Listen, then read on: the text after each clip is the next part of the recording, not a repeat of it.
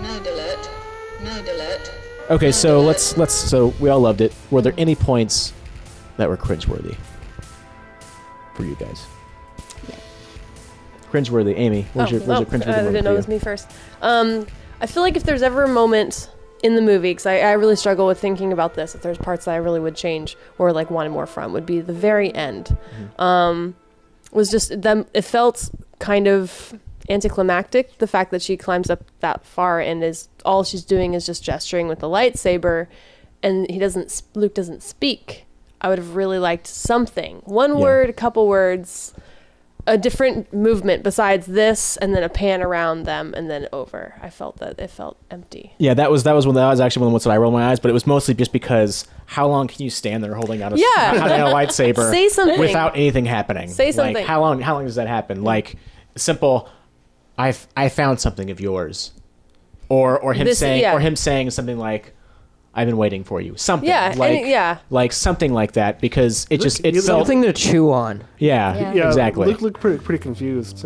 He did look confused, and you're just like, was he really just standing up here waiting for her to show up? Like he's just standing up there by himself, facing away, just so he could turn around and pull his thing down. Well, he had that's what he's been doing since he went in hiding. He's just been standing on that mountain, staring off into space. He's just kind of waiting. He's just kind of meditating the whole time. With the Force, I'm sure he sensed her. But my question when I saw her walking up and I knew it was going to be Luke, I was just like, how does he eat? Where's the food? Where's his home? The Force. The Force brings you food. If you learned anything about midichlorians, okay, you eat it's them. It's like the sunlight. The midichlorians take the sunlight and transfer it into food. So you're basically like that's chloroform. I was about to say like chlorophyll. So we're like plants. Chlorophyll. Well, wow, you wish it was chloroform is something different. Chloroform is what they used to dress me this morning. I'm sure he goes fishing or something like that. That's a real answer. He just uses the Force to pull a fish out. That's badass. That would be pretty sick, wouldn't it? That'd be pretty awesome. Yeah. Maren, any points where you kind of rolled your eyes? Yeah. Well, I was bothered when, after Han died, that Leia initially went and hugged Rey instead of Chewie. They have decades of a connection to Han. They are the closest people to Han Solo, so I thought it was weird that she didn't initially go and hug Chewie first. Yeah, that's fair. Liam, was there an eye roll moment for you? I have to kind of agree too with the last scene just being very meh.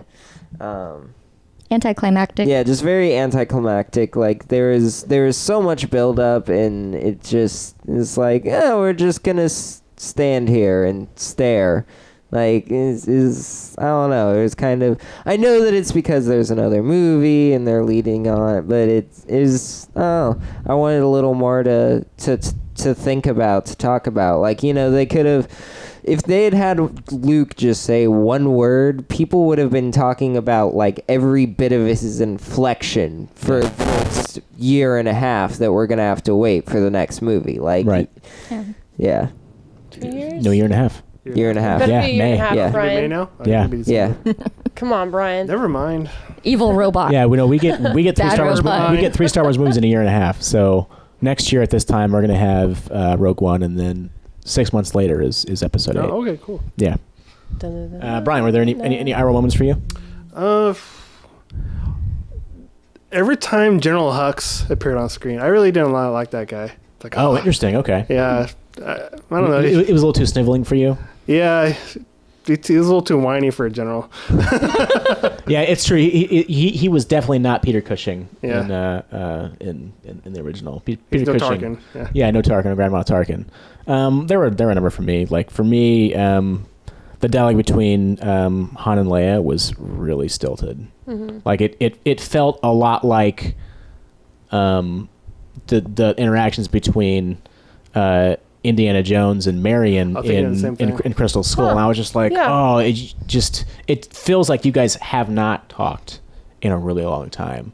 Like it feels like the chemistry's gone. Yeah. And it was and that was one of the things that made me sad, is that like Carrie Fisher was essentially an exposition machine. She didn't really bring anything Like she wasn't really given a whole lot. No. And them just talking about their son the way they did, it felt really unrealistic. I'm like, I don't know that they would be saying these exact things out loud. Like when you watch the best of them, which is Empire, like everything's built so much on subtext, and there just wasn't any subtext in those scenes. And I felt like that sucked because in any good relationship is you show that through the subtext of their interactions, and I felt like there was just none there, and it was just like, this is what's happening, we're going to explain this to you because we have to get on with the plot.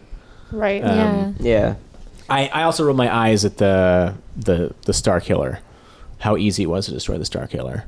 They pull up that schematic for the Death Star, and they're like, oh yeah, that was difficult, and they're like, oh, this one's bigger. And I mean, the Rogue One is about them going in and stealing the plans for the Death Star, and so they're making a whole movie about that. And the whole first movie was about how difficult it was to get that, them stealing them having those plans. And then this one, dude's just like, oh no, you just blow this thing up and it's cool. Yeah, and I was like, what? I remember thinking, now that you say that, I think I would like just only remembered all the beautiful moments and forgot everything else. Yeah. But when that planet blew up, I was just like, that felt really quick. Yeah, like, it was too easy. Yeah. It was for being a much more powerful weapon. It was way too easy. Yeah, for such an important facility, there's no space defense to it. Like there was no Star Destroyers hanging out. Well, there's one, but it didn't do anything. Yeah.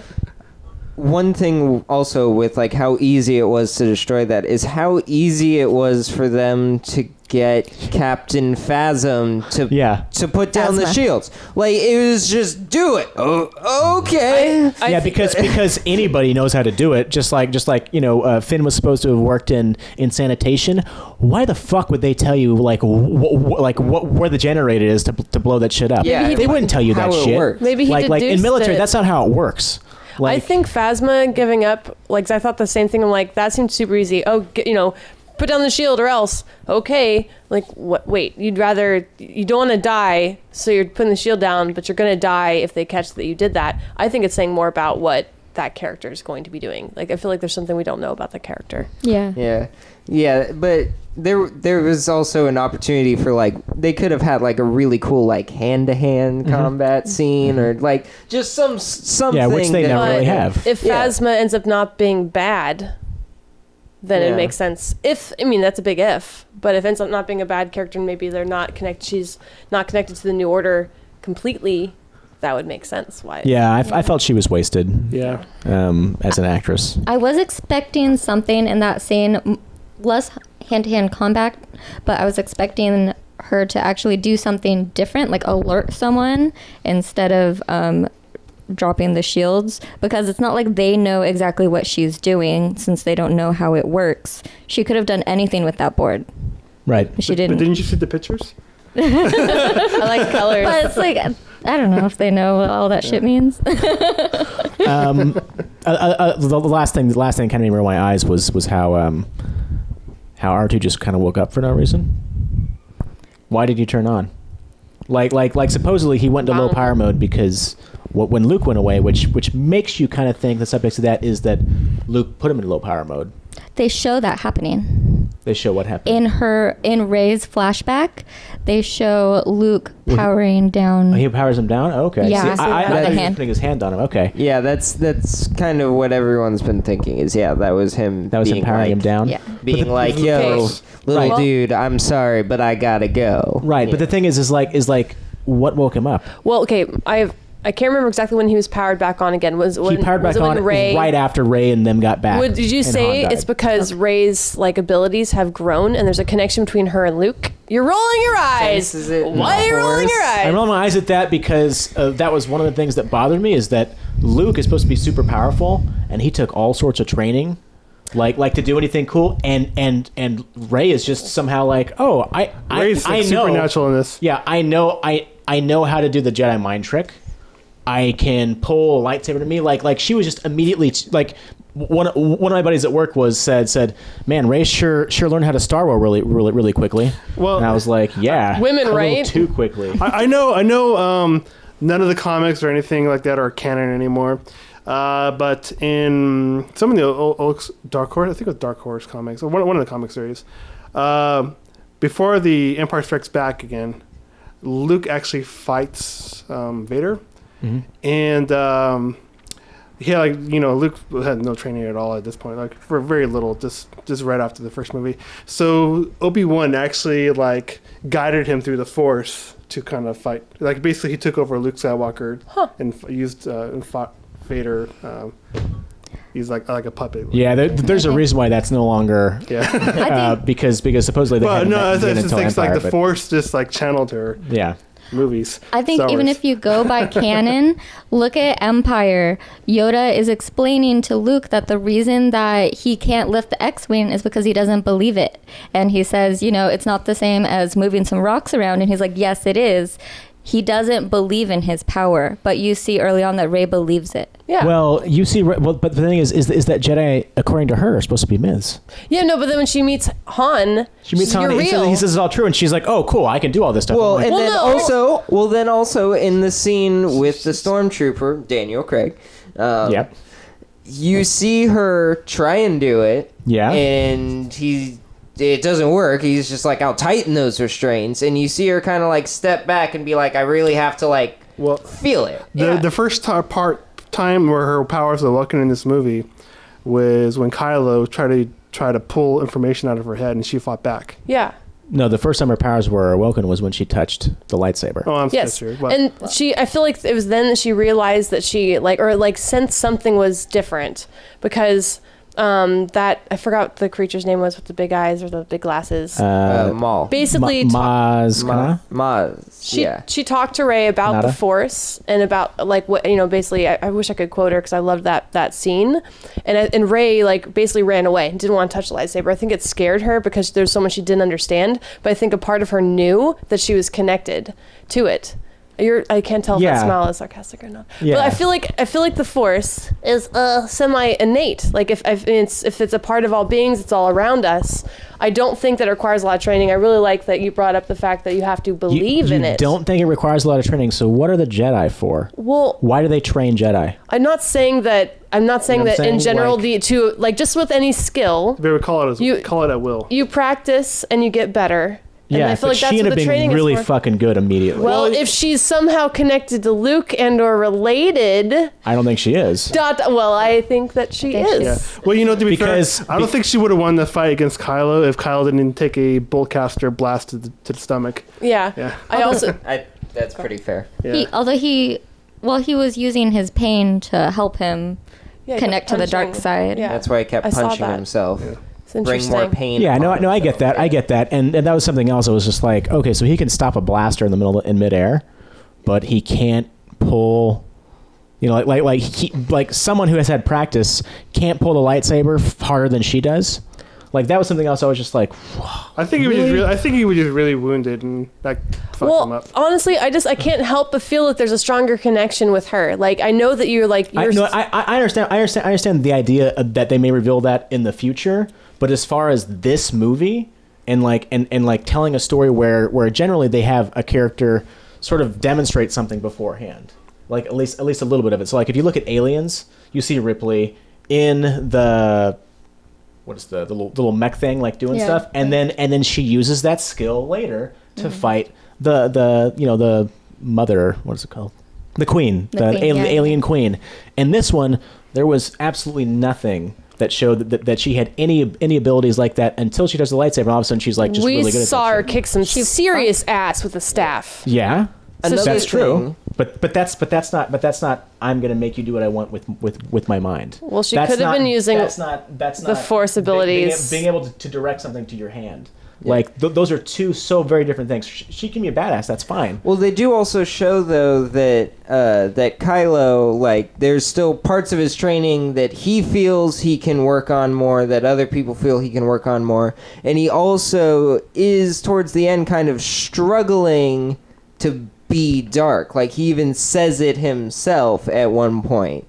He's trying to like push out the light pretty much. I think he has to force it too. I mean, the whole time he's having temper tantrums anytime that something goes wrong and he just like loses his shit like a toddler.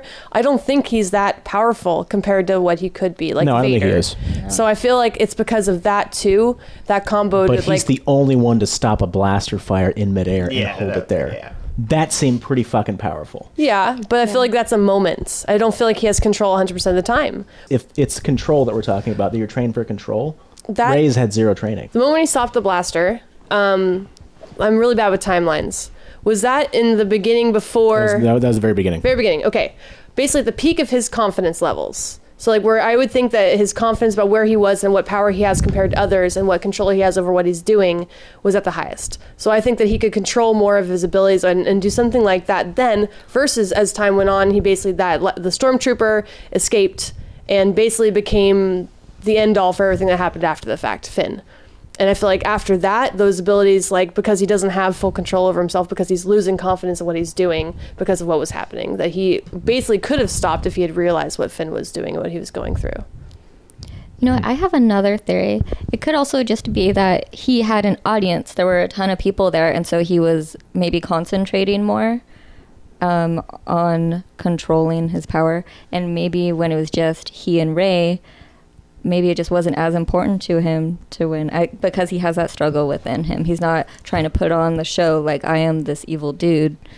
Well, he had that struggle, and I felt like the moment where he just sort of gave in was when he killed his dad.